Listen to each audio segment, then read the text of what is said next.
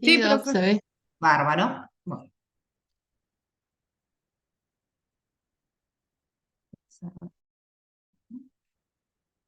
y acá. Listo.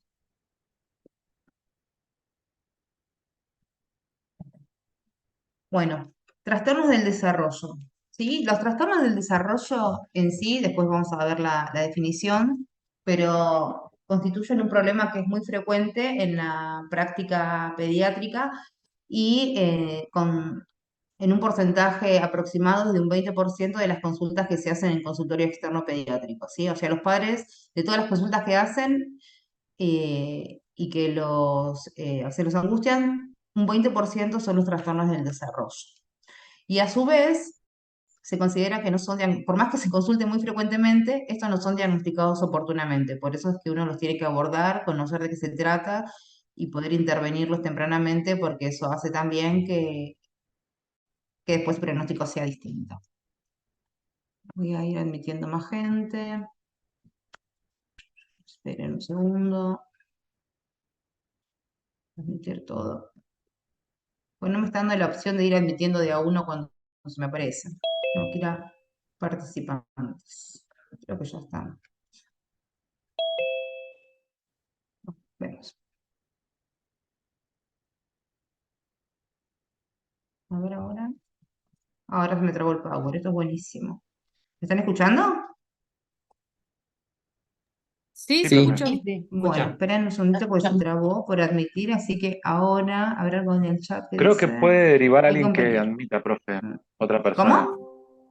Las otras profesoras derivaban a otro estudiante para que vaya admitiendo, así no se cortaba la clase. Ay, no te escucho bien. Que usted puede poner a alguien para que admita, profe, así no se preocupa por ese tema. Ah, bueno, ¿y eso cómo hago yo que he pintado otra vez? Eso para mí ya es otro tema. A ver, espera. Invitar, Donde está el listado de participantes, tiene que sí. tener se apoya sobre la fotito y por ahí tiene que haber una opción que es hacer anfitrión. En ¿Me participantes, apoyo en la fotito de alguno? Sí, ¿en en la qué lista lista? de participantes, Sí. que se abre con el fondo blanco al lado, ahí agarra cualquiera y al costadito, si le pone el mouse Hay tres encima, puntos. le salen tres puntitos. Y Bueno, ahí tiene que decir a ver, hacer por ejemplo, acá anfitrión. tengo Camila Mora. ¿Y la convierto en anfitrión? ¿Hago eso? Sí. En coanfitrión, Claro. dale. Bueno, a ver, Camila, ¿querés?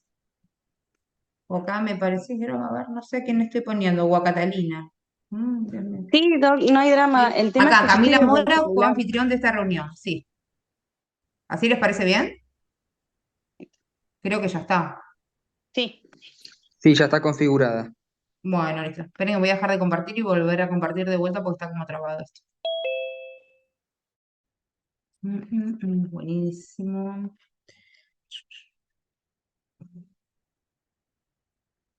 Compartir. A ver si podemos. No voy con este. Hacemos de vuelta.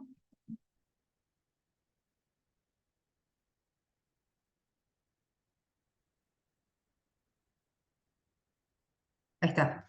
Bueno, entonces, como les decía, que es algo muy frecuente de consulta y que no se dan diagnosticados oportunamente, ¿sí? Y cada problema del desarrollo tiene a su vez una forma de manifestarse, una edad y un momento oportuno para ser diagnosticado, ¿sí? Vamos a ver cuáles son estos trastornos, porque trastornos de desarrollo es como un término muy general y hay que ver cuáles son las patologías que incluye. Y es fundamental que el pediatra tenga herramientas para identificarlos oportunamente. ¿Cuáles van a ser estas ventajas de la detección temprana? Que nos va a permitir prevenir complicaciones secundarias, disminuir la tasa de deserción escolar, porque, por ejemplo, si vos detectás que alguien tiene un trastorno por ser hipoacúsico o por tener un trastorno, una dislexia, tener alguna otra cosa, si vos la trabajás, vas a permitir que esa persona pueda concluir más años en la escuela e incluso hasta terminarla y conseguir algún trabajo. Entonces, eso también va a mejorar la respuesta terapéutica, va a mejorar el rendimiento académico, va a aumentar la inserción laboral en la vida adulta y bueno, y consecuente a esto contribuye también esta descripto a disminuir la delincuencia. como definición, se llama así a los trastornos del desarrollo como un conjunto de entidades que van a ser crónicas, que tienen inicio precoz, que se caracterizan por una dificultad en la adquisición de las habilidades motoras, del lenguaje, sociales y cognitivas, y que van a provocar un impacto significativo en el progreso y desarrollo de un niño. ¿Qué palabras me voy a llevar acá de esta definición? Que va a ser algo crónico, que es algo precoz, y que va a estar afectada a 4 áreas, una o varias a la vez. Las habilidades motoras, el lenguaje, lo social y lo cognitivo. Se vuelve a trabar esto. Es porque admití a alguien, lo admití yo, me metí y se trabó de vuelta. Esperen. Dejo de compartir, vuelvo a compartir. Esperemos que esto ya.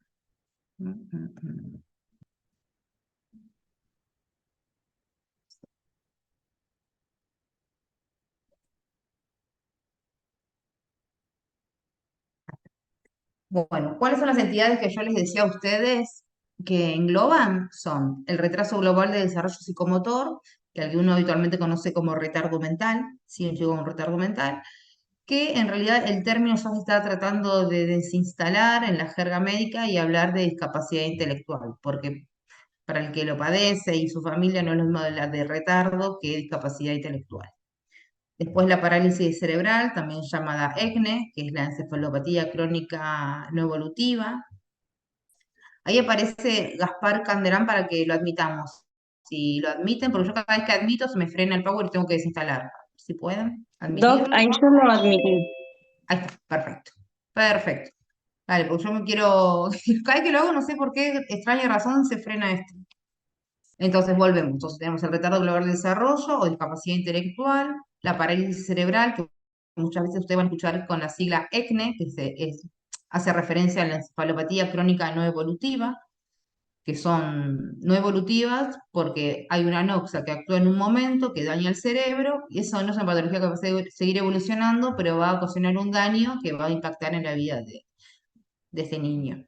Después tenemos los trastornos específicos del desarrollo del lenguaje, los del aprendizaje, que incluyen, pueden ser uno o varios a la vez, que pueden ser en la lectura, en la escritura o del cálculo, en trastornos específicos del desarrollo motor, en trastornos generalizados del desarrollo, que eso cuando hablamos de TEA o el espectro autista, que también hay mucho diagnóstico actualmente, trastorno por déficit de atención con o hiperactividad, con trastornos sensoriales y el síndrome de Tourette.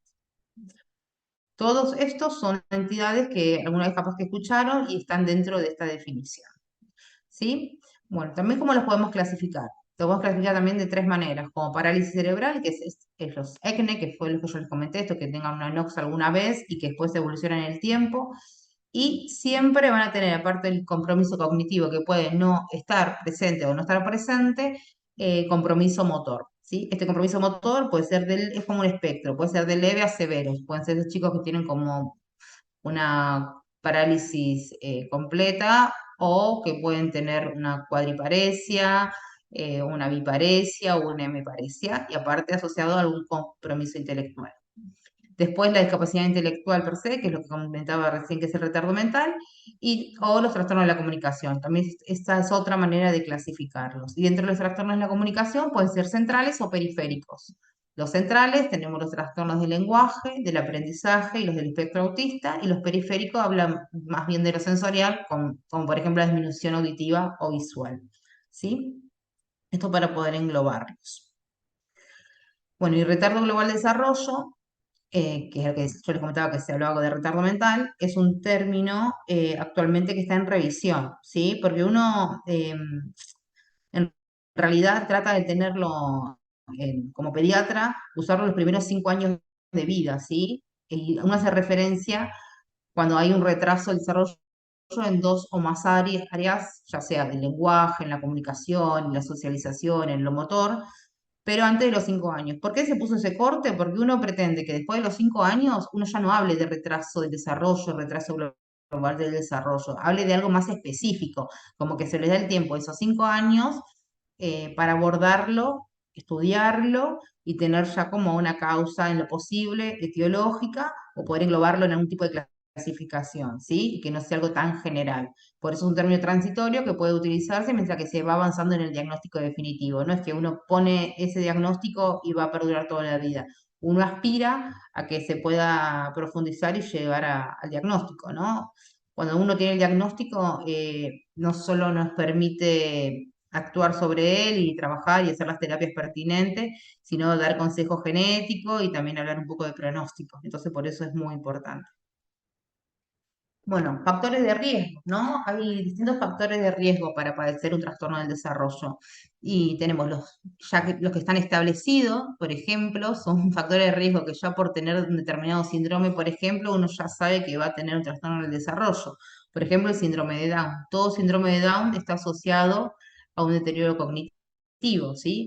Entonces, va a haber, obviamente, ustedes van a conocer niños, adultos con síndrome de Down que van a tener mucho compromiso cognitivo y algunos que no, y de hecho que pueden ser independientes y trabajar y tener su oficio, y otros que pueden estar asociados a otras patologías neurológicas como convulsiones o cardiopatías, tener otro compromiso y que el pronóstico también va a ser distinto, ¿no? Pero bueno, ya tener un síndrome de Down ya está asociado por la entidad a ya ser un factor de riesgo de tener un trastorno del desarrollo. A eso nos referimos con los factores de riesgo establecidos. Después tenemos los biológicos.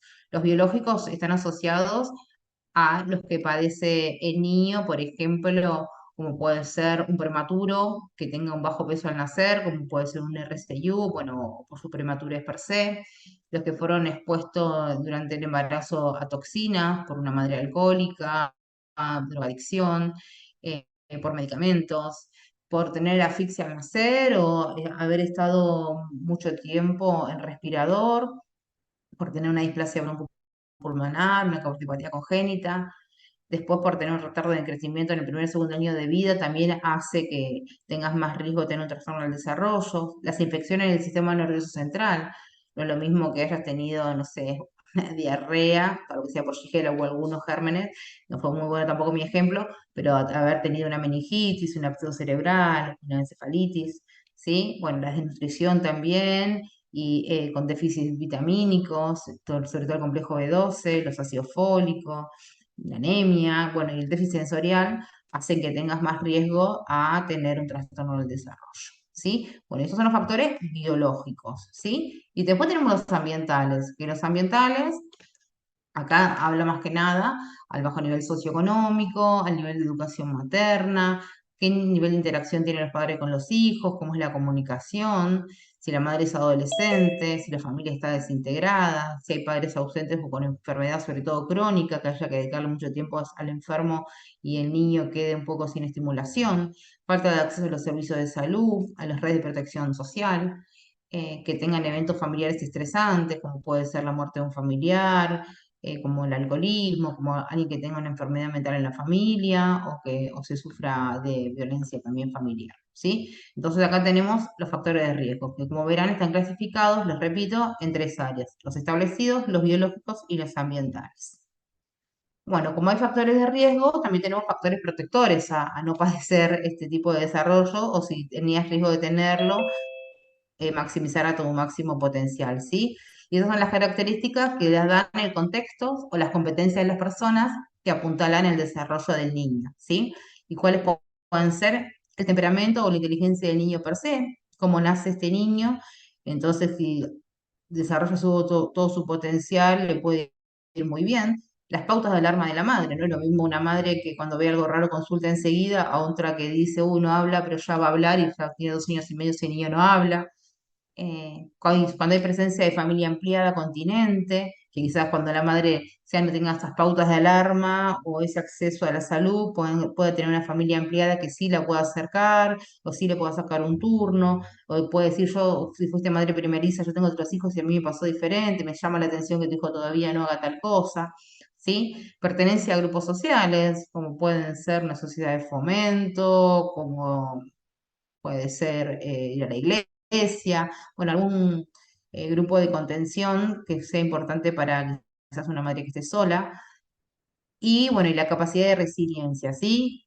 Es muy importante, porque quizás cuando tenés algún problema severo con un niño que generalmente tengan trastorno del desarrollo, muchas veces también están asociados a otras cosas, ¿no? Como que no puedan deglutir bien y tengan que alimentarse por sonda o por botón y que quizás la expectativa es muy diferente a la que se imaginaban y va a ser un chico que toda la vida va a estar en la cama, como pueden ser los ECNE o los paralíticos cerebrales severos, o que tengan que estar con respirador o con oxígeno dependiente. Entonces hace es un- que la familia cuando tenga ese diagnóstico tenga que pasar por distintos procesos, ¿no? Desde pasar de negación, de depresión, de angustia, de aceptación, pero bueno, la capacidad de resiliencia que tenga esa familia va a hacer que lo saquen adelante y si tienen esta capacidad va a ser un factor protector y hemos visto familias que es increíble que dos chicos, quizás nos me pasa a mí en el hospital, que tengan la misma patología y más o menos el mismo medio social, pero que hay familias que se quedan en el problema y se deprimen y las otras que dicen, no, vamos a salir adelante y van a las múltiples terapias y buscan grupos de padres en las redes sociales y son pilas, a pesar de todo lo que les pasa, que uno no puede creer cómo hacen y salen adelante y el potencial del niño es otro. Bueno, eso es un poco lo que hablamos recién, ¿no? ¿Qué era? ¿Cuáles son los factores de riesgo para tenerlo? ¿Cuáles son los factores protectores? ¿Cómo los clasificamos? Pero bueno, ahora hay que sospecharlo. ¿Cómo sospechamos nosotros cuando pasa esto, ¿no?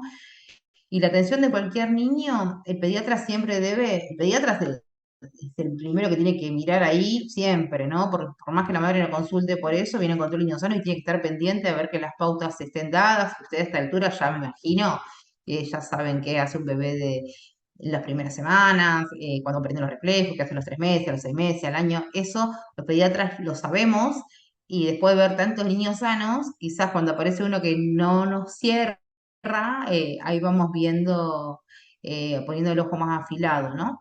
Por eso es muy importante confeccionar una historia clínica del niño que incluya las preocupaciones, sobre todo las parentales acerca del desarrollo del niño, ¿sí? Y utilizar herramientas de pesquisa también ayudan para obtener una estimación más precisa del estado del desarrollo del niño. Por ejemplo, tener la grilla que tiene la libreta y uno va viendo, apuntando qué cosas va cumpliendo y qué no, y ir anotando con crucecitas, con una bandera roja, para viendo cuando se nos está algo que no va adquiriendo, como para no después no andar corriendo lo de atrás. Bien, y la vigilancia siempre va a estar a cargo del pediatra.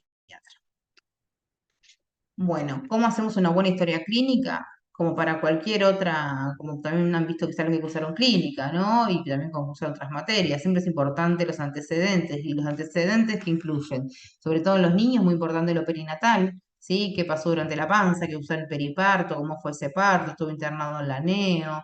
¿Requirió oxígeno? ¿Requirió estimulación? ¿Hubo que reanimarlo? ¿Cómo es la historia familiar? ¿Hay antecedentes de algún trastorno neurológico en la familia? eh, ¿Cómo es la historia de desarrollo de este chico? Vamos a preguntarle cuándo dijo las primeras palabras, cuándo caminó, cuándo se sentó, bien. ¿Y cuál es la situación ambiental y familiar? Es muy importante saber en la familia si alguien fuma, si es habitual que tomen alcohol, si hay alguna patología, bien, ponernos un poco en contexto, ¿no? Y con respecto a la situación actual y la preocupación parental, se vio que cuando un padre consulta hay que darle mucha bola porque la sensibilidad es muy alta para detectar problemas en el desarrollo. Si un padre refiere preocupaciones acerca del aspecto del desarrollo del niño, hay un 80% de probabilidades de que este niño sí tenga un problema del desarrollo, ¿sí? Bueno, y hay que revisar las áreas del desarrollo. ¿Cuáles son las áreas del desarrollo? La comunicación, la socialización, la modalidad de conducta, cómo es el temperamento, su juego, cómo es motrizmente, la cognición, la integración sensorial y las habilidades de la vida diaria. ¿Sí? Todo esto hace un niño en su conjunto. Cuando uno como pediatra, ustedes lo va a pasar como médicos, para poder interpretarla, quizás uno para una cuestión más práctica y ver cuál es el área que está más afectada, lo que termina haciendo las va clasificando así, bueno, a ver cómo estamos con la comunicación, cómo estamos con lo motriz, cómo estamos con las habilidades, pero en realidad un niño es un todo y cada uno de esos aspectos interaccionan entre sí, solamente por una cuestión práctica, ¿sí? Bueno, lo que le decía recién, que están todas íntimamente relacionadas y una influyen sobre la otra, que hay que evaluarlas cada una, y que lo que le decía recién, que uno las separa solamente como una construcción teórica, ¿sí? Em, Bueno, ¿qué es lo que uno tiene que diferenciar en distintas áreas? Por ejemplo, agarro el área del lenguaje, entonces veo, ¿tiene retraso o no tiene retraso? Y agarro el área motora, también lo mismo. Es por eso cuando uno lo separa teóricamente para ver, para evaluarlas y ver cómo está en cada área y cuál es la que hay que fortalecer. Y cuando hablamos de retraso, es cuando hay una demora en alcanzar algún hito del desarrollo en una o más áreas, ¿sí? Hay chicos que tienen un retraso global, que van a estar todas las áreas, y otros que pueden tener solamente una de las, quizás que son reales motrizmente, corren para todos lados, pero no te dicen una sola palabra, ¿entendés? Entonces ahí tenemos un área en retraso en el lenguaje. Entonces, en un niño que tenga retraso, la edad del desarrollo va a estar por debajo de la edad cronológica. Por ejemplo, la edad cronológica va a ser de 2 años, pero quizás habla con dos, tres palabras y tenga una edad de retraso de desarrollo de 1 año. ¿Me explico? ¿Se entiende esa parte? ¿O lo repito? ¿Me escuchan? Sí, Sí, Doc. Sí, sí, ¿Vio se lo del entiende. retraso? Cuando uno dice, bueno, tiene un retraso con respecto a la edad cronológica con la edad de desarrollo. Sí, porque capaz que le ponen un Sí. caso clínico donde tiene una edad cronológica de 2 años, pero tiene una edad de desarrollo en el área del lenguaje de 1 año. Y eso significa, ustedes en contexto, se tienen que imaginar el chico, por ejemplo, percentilo 50 para talla y peso de 2 años, pero que en realidad al área del lenguaje va a estar diciendo quizás dos, tres palabras. ¿Bien? ¿Y qué sería eso, profe? ¿Qué cosa? ¿Qué sería eso entonces? ¿Retraso? Ahí sería un retraso, claro, porque uno esperaría que un chico de 2 años ya no solo diga varias palabras más, sino que tenga que tener palabra frase, ¿bien? Sí, Entonces sí. por eso ahí hablamos de retraso. Y no, aparte de no clasificar, hay otras cosas que tenés que clasificar en cada una de estas áreas. No solo retraso, sino que no haya desviación, ¿sí? Y se denomina desviación cuando hay una conducta típica a cualquier edad o que no se respeta secuencias en el tiempo, ¿sí? Se refiere a un patrón que no es normal a ninguna edad, tampoco por la secuencia ni como por las características, ¿sí? A nivel de lenguaje, por ejemplo, un chico que habla bien, pero quizás la comprensión es peor que la... Vos decís, uy, mirá, está perfecto, lo escucho hablar un montón, pero cuando le decís tráeme una zapatilla no sabe interpretar la consigna, ¿sí? Entonces, está bien en expresión, pero no para la comprensión. Esto sería una desviación, ¿bien? Porque estamos dentro de una misma área, por ejemplo, el lenguaje, que habla un montón, pero hay una desviación en esta área también porque no comprende. ¿Me explico? Sí, sí. sí, No Sí, profe. sé si sí, se entendió. ¿Sí? Bien. Si no, tenemos que buscar otro ejemplo. Y regresión, esta es la más importante y la que uno no nos da demasiado tiempo, es cuando se pierde alguna pauta o una habilidad que ya fue adquirida, ¿sí?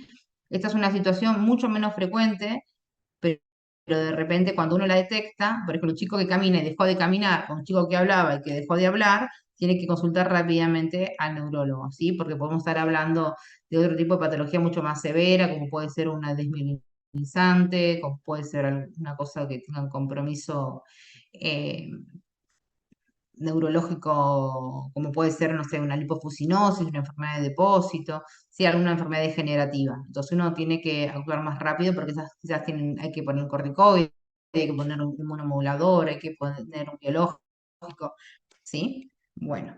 Entonces, cada vez que van a ver estas distintas áreas, no solo tienen que ver si las cumplen, sino ver si no hay retraso, si no está desviado o si no hay regresión o si es normal. Eso es lo que hacemos cada uno, por más que cuando uno se controla el niño sano y dice, bueno, qué lindo, el chiquito, la libreta, las vacunas, está todo perfecto, cada tanto aparecen algún chico que tengan estas condiciones y uno tiene que actuar rápidamente, ¿sí? Entonces, como no es tan fácil. Y para que esto no nos pase, tenemos que tener bien al día cuáles son las pautas que tiene que cumplir, ¿sí?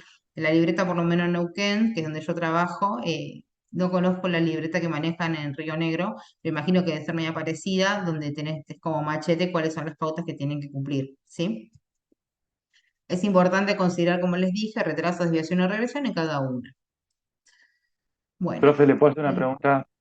¿sí? En la desviación puede ser, como ejemplo, el espectro autista, porque hay chicos que tienen capacidad, hay chicos que tienen la capacidad de comprensión no alterada, o hay otros que la tienen normal y hay otros que puede ser que la tengan alterada, Sí, sí, sí, puede ser que tenga una desviación en esas áreas.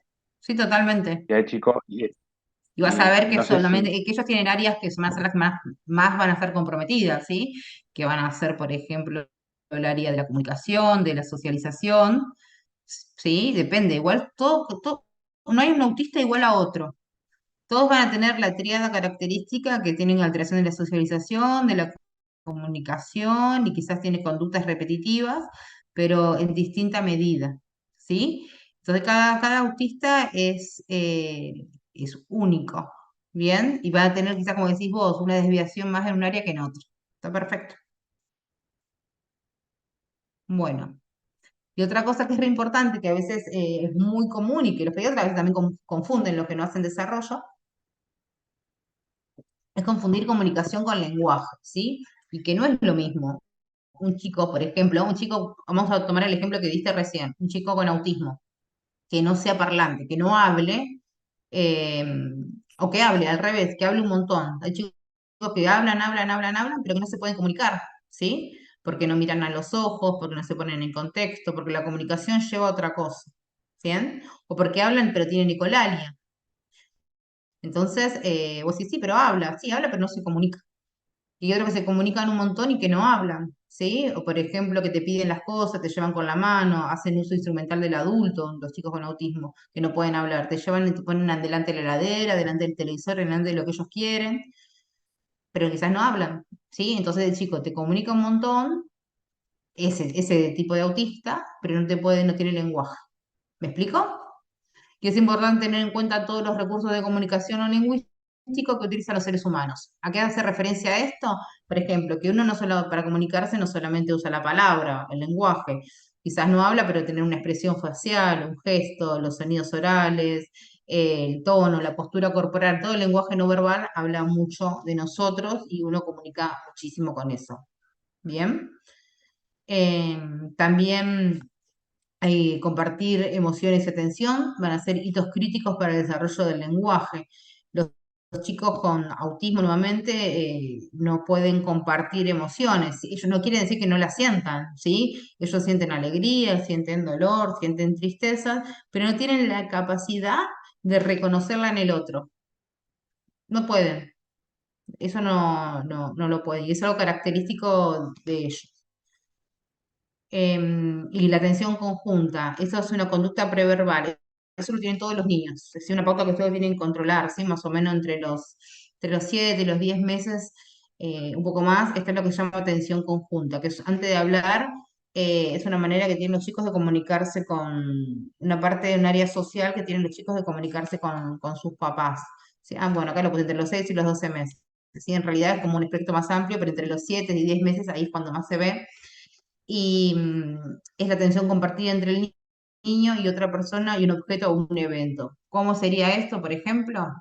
Se cierra fuerte la puerta. Está la mamá con el nene en la sillita dándole comer, uno enfrente del otro, y de repente se cierra fuerte la puerta. El nene mira a la mamá a los ojos, mira la puerta y vuelve a mirar a la mamá. O se le cae algo al piso, se le cae la cuchara al piso. Mira a la mamá, mira la cuchara y la vuelve a mirar a la mamá. Eso es una manera de comunicar, de socializar el evento, como el cierre de puerta, la caída de la cuchara, pero el chico no puede hablar, pero bien a la mamá le transmitió mirándola y mirando el objeto que algo estaba pasando. ¿Sí? Y es algo que uno tiene que preguntar también en la consulta. ¿Sí? Si pasa esa, pone un ejemplo y la madre tiene, no sé, cada uno ve qué empatía tiene con su paciente y qué ejemplo podrá poner. Pero bueno, es algo a tener en cuenta porque los chicos con espectro autista tampoco tienen esta pauta. Y también se vio que si uno diagnostica cada vez precozmente, el pronóstico si uno lo interviene también es otro. Es Profe, esto de perdón que la señalar. interrumpe. ¿Cómo? Eso en videos de YouTube aparece el otro día porque es difícil leer y no ver un ejemplo. Y pasaban Ah, videos de atención de niños. conjunta. No, o sea, de autismo, de Ah, autismo, cuando sí, leímos ahora el si querés paper de cuando autismo. terminamos la clase hablamos bastante de eso, ¿dale? ¿Querés? Sí, pero era eso lo que usted repitió, que no miran a la madre en la atención conjunta. Ah, sí, no, igual todo eso se trabaja. La mirada se trabaja, eso es importante acá, te digo, los chicos, viste que es re común que los niños chiquitos digan chao, lo primero que dicen las abuelas, la madre para que empiecen a mover la mano, o señalan, así que vos les enseñas cuando quieren algo y no hablan, señalan con el dedo. Los chicos con autismo no señalan. Entonces, el poder que tiene el dedo es impresionante cuando no hablan, o esto de la atención conjunta. Y los chicos con autismo no miran a la cara, o quizás también te pasa que son chicos que miraban a la cara y que después, esto de la regresión, también puede pasar, que dejan de hablar, chicos que hablaban y dejan de hablar, que dejan de mirar, que dejan de señalar, eso también puede pasar, ¿sí? Hay chicos que nunca adquirieron las pautas y otros que la tuvieron y que las fueron perdiendo.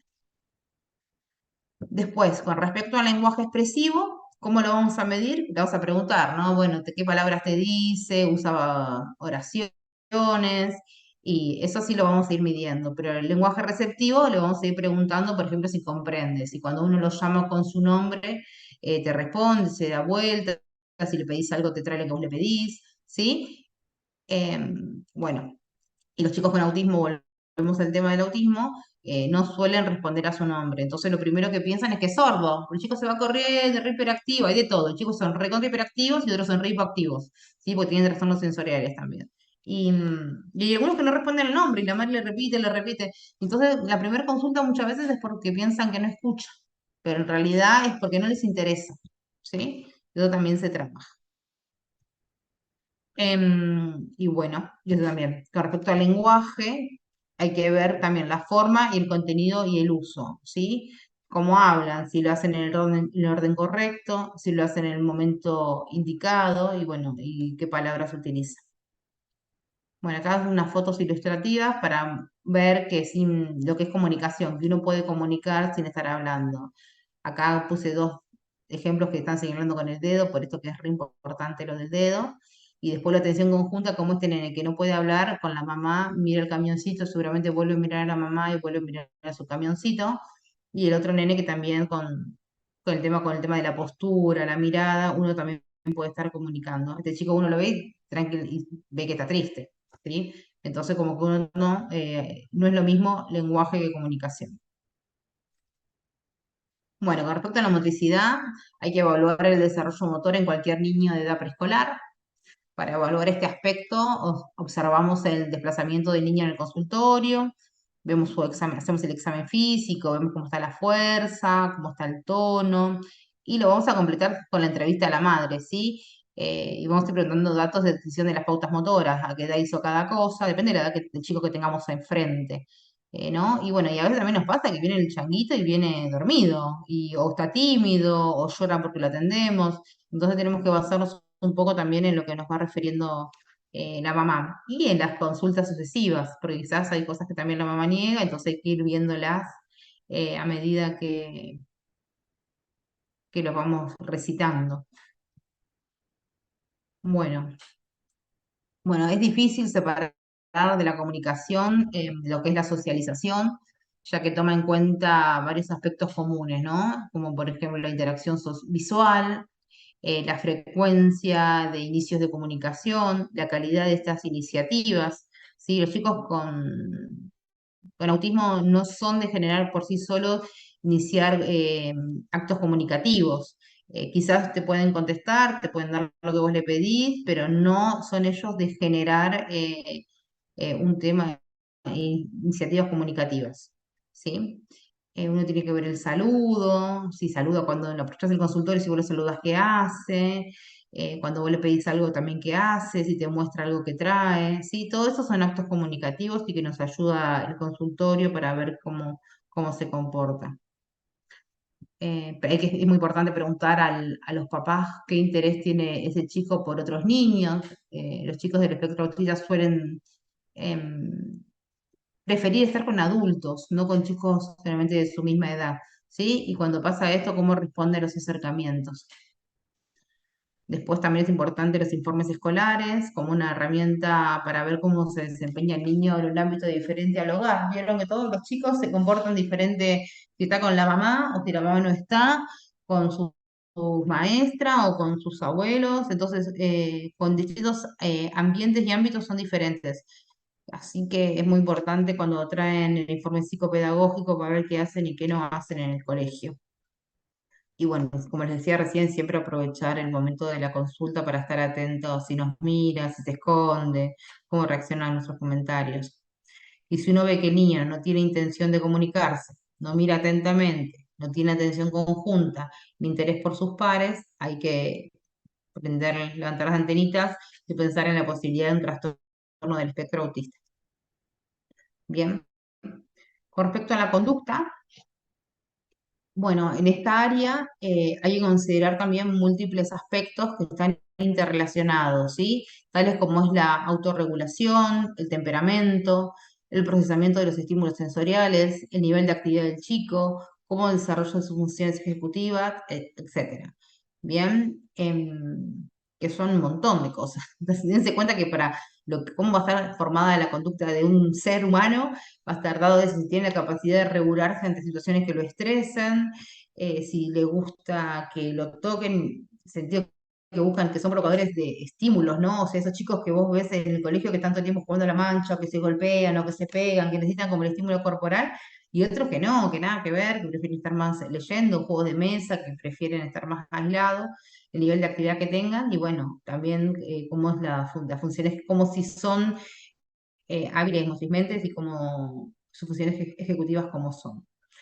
¿Y a qué me refiero con autorregulación? Para que quede también claro el concepto. Es la capacidad que tenemos todos los individuos para modificar nuestras conductas ante situaciones de demandas específicas, sobre todo las estresantes.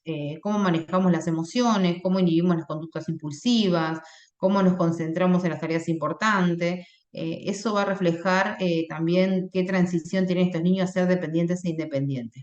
Por ejemplo, con palabras más claras y más básicas, significa, por ejemplo, si vos estás en el colegio y alguien te empujó y vos tenés un mal día o estás enojado porque es el que te cae mal y ya otras veces ya has tenido otros eventos con ese chico, te darían re ganas de ir y pagarlo o darle una patada o ponerle la traba, pero vos tenés la capacidad de autorregularte y decir no, porque estoy en el colegio, me van a llevar a dirección, me va a retar la señorita, me va a retar mi mamá, etcétera. Eso es la capacidad de autorregularse, que no todos la tenemos en la misma medida. Es en el colegio, pero quizás en el trabajo muchas veces tenés un compañero, eh, no sé, cómo decirte, que, no sé, que no te quiso cambiar una guardia, o en el trabajo también un compañero con el que viste un mal momento te buchoneó con el jefe, y a vos te daría ganas de quizás de contestarle o decirle algo de mala manera, pero uno como es adulto sabe que se lo puede decir de una manera más correcta que por más por dentro esté súper hirviendo de la bronca, ¿sí?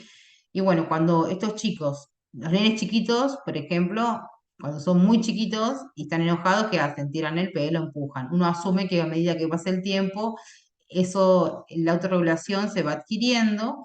Entonces, a eso me refiero cuando se refleja la transición de niño de ser dependiente de su mamá, que en ese momento la mamá es la que los va a autorregular, haciéndolos upa, calmándola, explicando la situación, a ser seres independientes, a adquirir la capacidad de autorregulación solos. ¿Se entienden?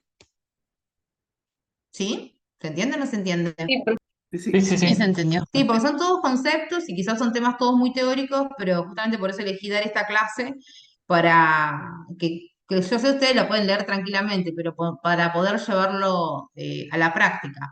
Porque estos son quizás también vienen a la consulta, son chicos que me manda la maestra porque se porta mal al colegio, no sé por qué viene a la consulta, me manda la maestra que se porta muy mal. Y bueno, y capaz que tiene un problema de autorregulación, pero capaz que el problema es otro, ¿sí? Que es un chico recontra hiperactivo, con déficit de atención. Entonces, por eso uno hace hincapié a todas estas áreas a evaluar, ¿sí? Bueno, el temperamento. No es lo mismo la conducta que el temperamento. O sea, el temperamento forma parte de su conducta. Temperamento es lo que tenemos todos los seres y que nos hacen seres diferentes, individuales, y es como nosotros nos planteamos ante determinadas situaciones emocionales. Hay gente que tiene un temperamento más calmo y otros que son más efervescentes, por ejemplo, ¿no? Bueno, y esto a la vez, obviamente que nos van a afectar al estilo de afrontamiento y adaptación a determinadas circunstancias de la vida. Y el nivel de actividad, la presencia de berrinches, agresiones, conductas negativas, su intensidad o frecuencia y el grado de interferencia con las rutinas familiares según la edad del niño, nos permiten estudiar si existen problemas o no de conducta, ¿sí? Entonces, de repente, la mamá te va a decir, no, cada vez que lo quiero cambiar me hace un berrinche, me llaman del colegio porque no junta los útiles, porque se pelea con los compañeros. Bueno, evidentemente tenemos un franco problema de conducta que va a seguir impactando, si estamos en el jardín y no trabajamos, imagínate, menos se va a quedar sentado en el aula para entender una nueva consigna. Entonces, esto es lo que uno tiene que ir trabajando.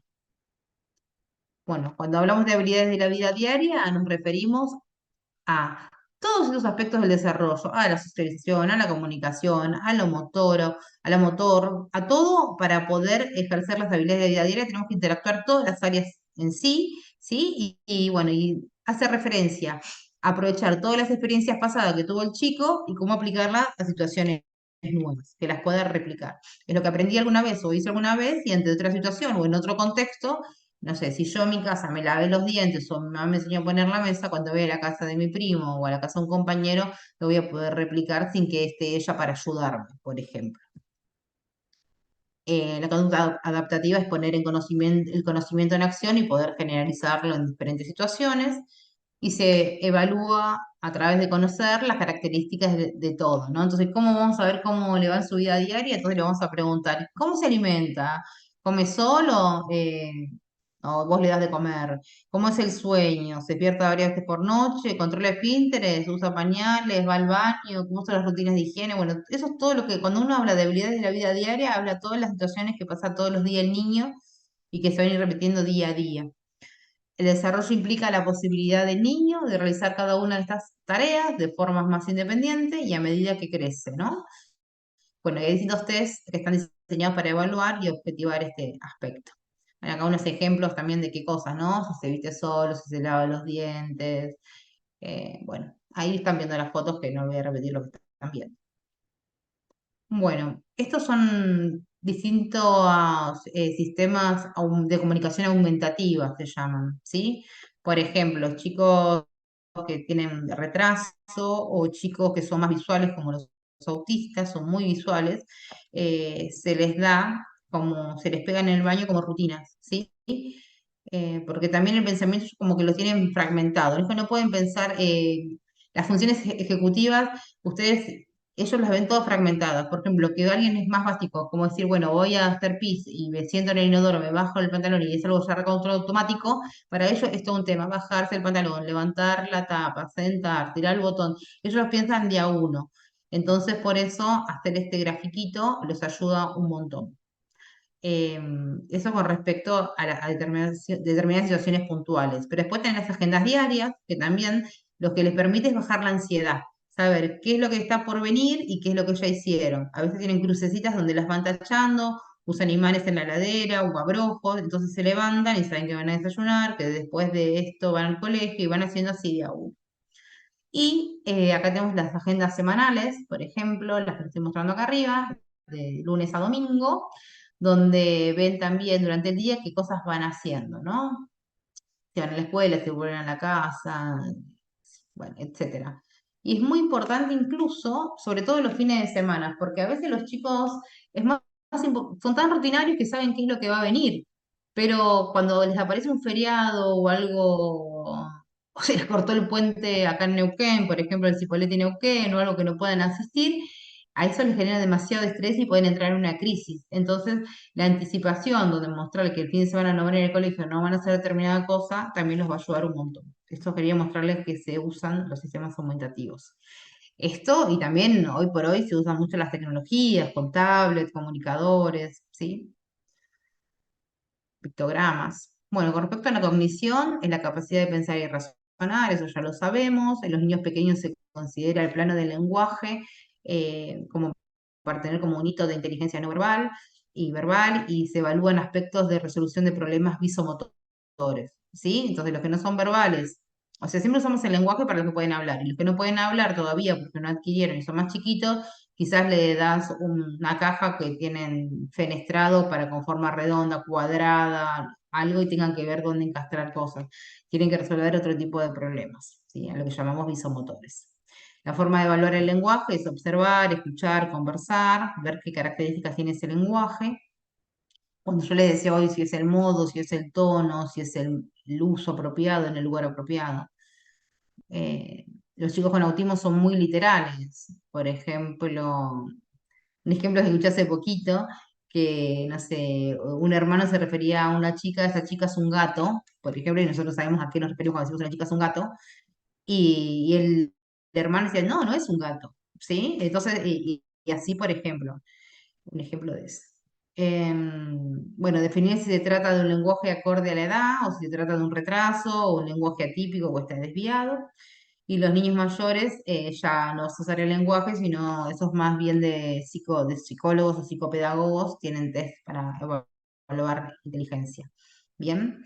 Después con respecto hay test de pesquisa, ¿sí? Hay test de pesquisa, la OMS siempre recomienda que los test de pesquisa siempre estén culturalmente compatibles con la población que uno va a analizar, ¿no? Y que estén avalados de manera local y que estén validadas. Eh, Acá en nuestro país está la prueba nacional de pesquisa que se llama PRUNAPE, ¿sí? Que es el único test de pesquisa validado en niños argentinos, porque no vamos a usar el PRUNAPE con chicos, no sé, anglosajones, por ejemplo, o que sean de África o hindúes, como, esos tienen que ver bien con nuestra cultura. Y se vio que tiene una sensibilidad del 99% y una especificidad del 90% para detectar niños con riesgo del desarrollo. Son test que se hacen, que son cursos que hacen los pediatras y que vienen con un kit de elementos y un librito, como para ver donde se evalúan las distintas áreas. Entonces, un pediatra que ve que algún chico que ve en la consulta podría ser un potencial niño con un trastorno del desarrollo, le hace esta prueba sin derivarlo al neurólogo o algún pediatra que sí sepa hacer el PRUNAPE, y es como una instancia más para ver si este chico padece o no un trastorno del desarrollo. Ese es el kit que trae, que yo les contaba, y ese es el librito.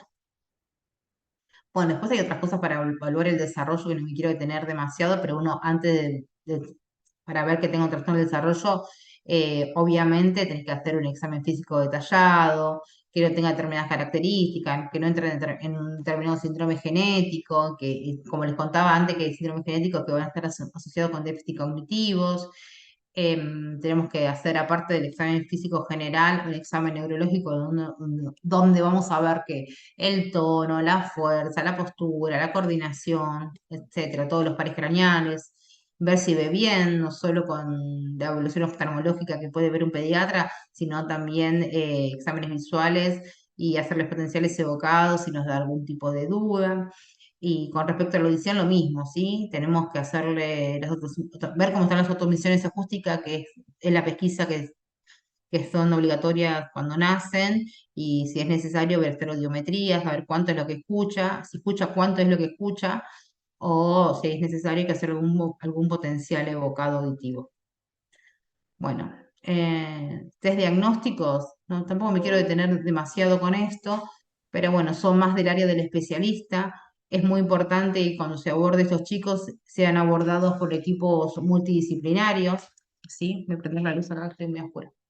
Disciplinarios, que cómo están englobados estos equipos con pediatras del desarrollo, neurólogos, psiquiatras, psicopedagogos, fonoaudiólogos, psicólogos, terapeutas ocupacionales y terapeutas físicos, ¿sí? Eso sería lo ideal. A veces son grupos más reducidos, pero bueno, siempre está buena la mirada multidisciplinaria e interdisciplinaria. Para evaluar el nivel madurativo de niños pequeños se utilizan test también de desarrollo y de inteligencia, y también existen otros test para evaluar coordinación motora y lenguaje, y que también se pueden utilizar. Hay unos que están adaptados con cuestionarios también para padres y para docentes. Bueno, ¿qué tengo acá? Bueno, y estos son los diagnósticos diferenciales, ¿sí? Diagnósticos diferenciales, y cuando uno va a hablar sobre todo de diagnósticos, a ver, les voy a poner todo. Uy, se me trabó. Porque se me trabó esto. Cuando corro esto, me parece que es. Listo. Esto lo pongo para arriba. Bueno, estos son los diagnósticos categóricos, ¿sí? Esto es una manera de clasificarlo, es una manera que no es un diagnóstico etiológico, es una manera importante a lo que aspiramos a que podamos hacer nosotros, de alguna manera, cuando evaluamos un chico, ¿sí? ¿Dónde está? ¿Dentro de lo que es una discapacidad intelectual? ¿Está dentro de un retraso global del desarrollo? ¿Tiene un autismo? ¿Tiene una parálisis cerebral o es un trastorno específico del lenguaje? O sea, cuando tenemos un chico con un deterioro y un trastorno de desarrollo, en alguno de estos 5 globos tiene que estar. Para mí, de todas las clasificaciones que vimos, esta es la más importante que podamos ver. Y tienen algunas pistas. Entonces, por ejemplo, si tiene una discapacidad intelectual, va a tener deficiencia en las funciones intelectuales, no va a poder hacer cosas para ayudar desde lo cognitivo, quizás va a tener problemas en el comportamiento adaptativo en su vida cotidiana. Bueno, y siempre hay que ver en qué momento se iniciaron las pautas madurativas. Bien.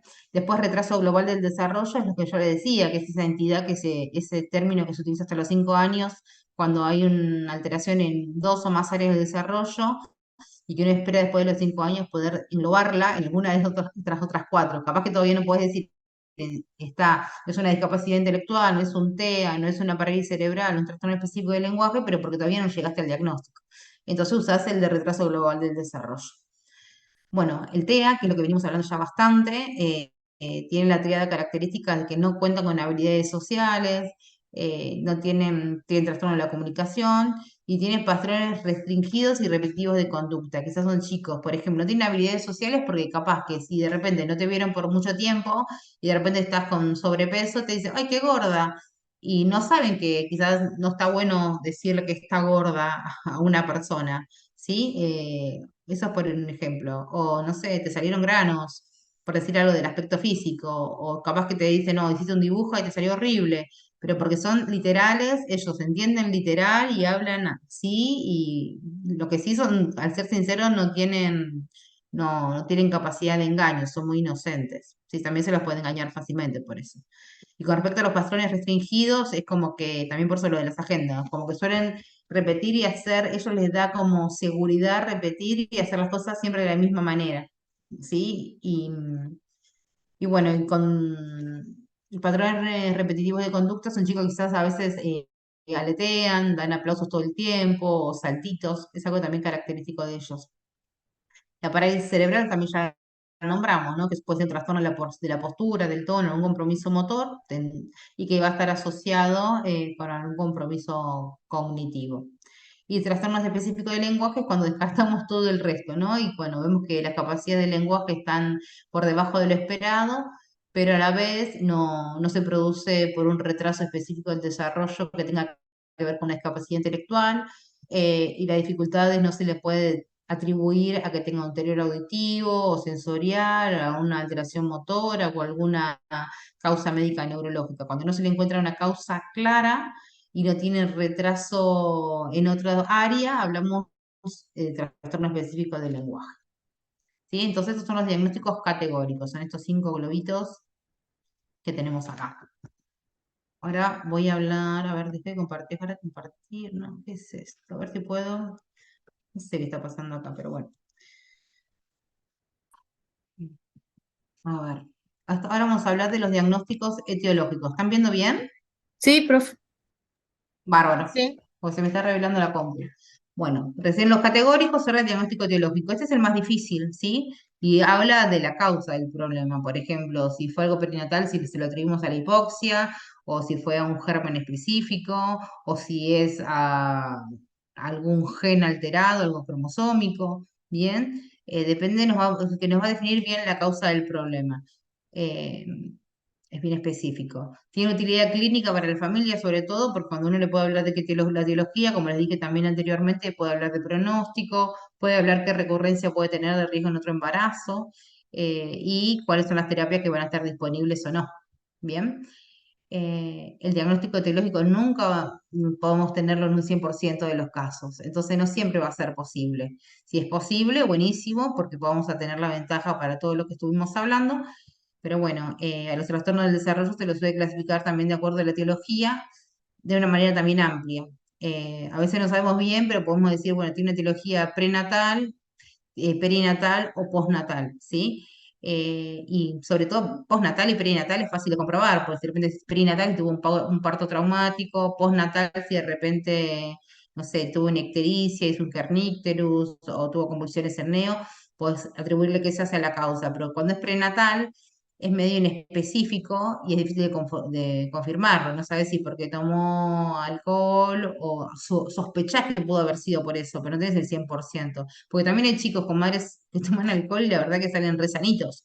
Entonces de repente uno puede asumir, bueno, fue por el alcoholismo materno o fue porque tuvo hipertensión durante el embarazo, pero bueno.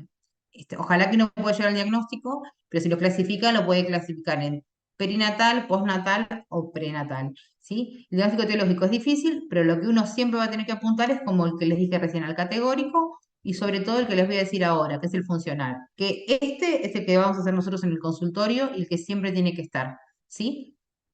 ¿De qué se trata el diagnóstico funcional? De delinear el perfil del niño, ¿sí? Nosotros vamos a poder describir cuáles son las dificultades que tiene este niño en todas las áreas y también cuáles son las fortalezas que tiene este niño. Entonces, sin ser neurólogo, sin ser súper especialista, pero sí sabiendo cuáles son las pautas que tiene que cumplir, si vemos que hay un área que está comprometida, si por ejemplo si habla poco, lo vamos a mandar al fonoaudiólogo. Tiene problemas motrices, quizás lo vamos a mandar al kinesiólogo, ¿no? Entonces, mientras que seguimos estudiando cuál es la causa, ya vamos trabajando en sus déficits, ¿bien? Entonces, también nos permite hacer estrategias de tratamiento, ¿no? De acuerdo al grado de afección. Y acá creo que es lo que le dije recién, ¿no? Que el categórico, como el etiológico, puede demandar mucho tiempo, ¿sí? Es un proceso que a veces se llega, a veces no se llega. El categórico siempre termina llegando, el etiológico es el que no. Pero llevan un tiempo porque entre que uno pide interconsultas, los padres sacan turnos, pueden pagar los estudios o los consiguen por el hospital público, que a veces tienen mucha demora, pero el funcional se alcanza conociendo una buena historia clínica, observando, interrogando y viendo las inquietudes de los padres. Bueno, y con eso hacemos las intervenciones pertinentes, nos permite hacer un análisis del funcionamiento del niño y cuáles son las necesidades, sobre todo, de ese chico. Y todo pediatra está en condiciones de realizar un diagnóstico funcional de aquel niño en el que se sospecha un problema del desarrollo, tal que garantice, perdón, el inicio de las intervenciones oportunas. Entonces, como pediatra, esto ya estamos terminando. Tenemos desafíos y oportunidades, ¿no? Reconocerlo tempranamente el problema, poder hacer un diagnóstico adecuado, hacer la evaluación apropiada, determinar la etiología siempre que sea posible, asegurar las intervenciones necesarias y predecir la evolución posible. Esos son los desafíos y las oportunidades que tenemos. Y como conclusión, esta es la última filmina ya, las preocupaciones acerca del desarrollo infantil siempre van a ser y siguen siendo un motivo frecuente de la práctica pediátrica y se sabe que el abordaje precoz de los problemas del desarrollo va a mejorar el pronóstico de gran parte de los niños afectados. Y los trastornos del desarrollo son patologías que son complejas, el pediatra debe trabajar siempre en equipo para poder abordarlas y acompañar el rol del médico como médico de cabecera de estos niños. ¿Bien? Ahí voy a dejar de compartir. Bueno, no sé si les quedó claro, si tienen alguna duda. Es un tema, para mí me parece interesante, es un desafío y es como, quizás no está abordado mucho incluso desde ustedes en estudiantes, pero desde los pediatras en sí, pero parece como que hay que abordarlo muchos más porque hay chicos que tienen fracaso escolar o están mal diagnosticados como hiperactivos o hipoacúsicos o autistas y en realidad no están bien englobados y no tienen un buen análisis funcional, que es lo que yo les explicaba recién, y bueno, ¿no? Eso nos va a ayudar no solo al niño, sino a la familia. Tener un niño con un trastorno de desarrollo, ustedes no se lo tienen que imaginar solo al niño en sí, sino todo lo que lo rodea, cómo funciona esa familia, cómo es el padre cuando vuelve del trabajo cansado, si tiene alguien que lo cuide, capaz que la mamá está todo el día con ese chico, que a veces no traen a la consulta porque se comporta horrible en la sala de espera. Es muy difícil. Aparte, a veces no es el único hermanito. Bien, así que nada, hay que verlo en todo su contexto. No sé si me quieren hacer alguna pregunta puntual, si no después me la pueden mandar por el chat. Y yo más tarde a la noche voy a subir a la Petco, voy a tratar de subir las otras dos clases para que también las tengan como para les sea más fácil quizás un poco la lectura con respecto a cefalea y oftalmo. ¿Sí? ¿Les parece? Bueno, Buenísimo. Dale, profe. Consulta, Buenísimo. ¿podrás subir el power que pasó también? Dale, dale, dale, dale. Sí, sí. Buenísimo. Gracias. Bueno. Era La verdad que medio, estuvo yo digo, como uy, re... tanto término, era medio aburrido, pero por lo menos espero que les haya quedado un poquito claro. Sí, fue como Bueno.